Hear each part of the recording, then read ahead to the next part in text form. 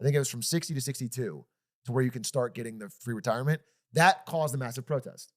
Yeah, it might be 62 to 64. But yeah, maybe that's right. Maybe that's right. You're right. You're correct. So anyway, that I'm not saying I'm giving you a solution here. I'm just saying like this is it's such a such a clusterfuck in France right now, and it doesn't seem like there's any near-term solution because the Macron doesn't get replaced until 2027. Yeah, we had talked about this a little bit a couple months ago when the budget proposal by the previous prime minister now had been, because he already been kicked out. Yeah, previous had proposed something, and he was getting that negative feedback from both parties on either side, right? And I think the underlying thing is that the situation as it exists cannot continue in this fashion. Something needs to give in one direction. Nobody can get anything done to exit the current trajectory that they're on.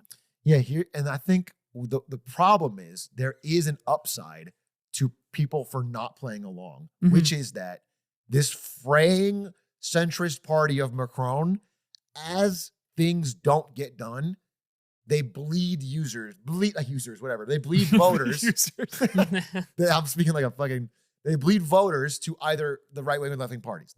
So neither of them have much interest in compromising because the longer they wait, the more they gain politically. But I mean, let me propose a different angle. Yeah. The reason that we talked about this last week, the largest voting bloc in human history is the boomer generation. This is true of every country. It's true of the French country where, again, right now they're in retirement and they are benefiting. As you just said, they are receiving these incredible government benefits, even though the government can't support this long term. And so they are incentivized to not change because until they die, the government will probably continue to function and then their kids will have to deal with it. Totally. That is what is going on in our country, to be clear. It's not old people rioting, which is, I find it funny. Everyone is mad about these changes, but most of what is like, so I looked at the French government budget and it's like way more than education, military, roads, everything combined does not add up to what they spend on direct checks to old people. That is the function of the French government, is to give comfortable life to old people. That is what it does in practice, if not in name.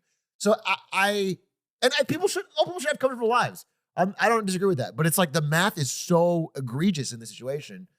And I think there's a very strong case that like one thing Macron has done is cut taxes on the wealthy, which has made it even more impossible to fund. I think that's totally fine. But man, the budget shortfall is big, and France's debt situation is now worse than like Greece. Like Greece, borrowing costs are lower than France. The market thinks that Greece is more trustworthy to pay their debt back than France. So I don't know. I think we just want an update on it. That's not much more to say. And France is still a wealthy first world country. I'm not trying to, but it's just wild that like they're just functionally stuck. The government, as it's written, cannot make progress on these problems.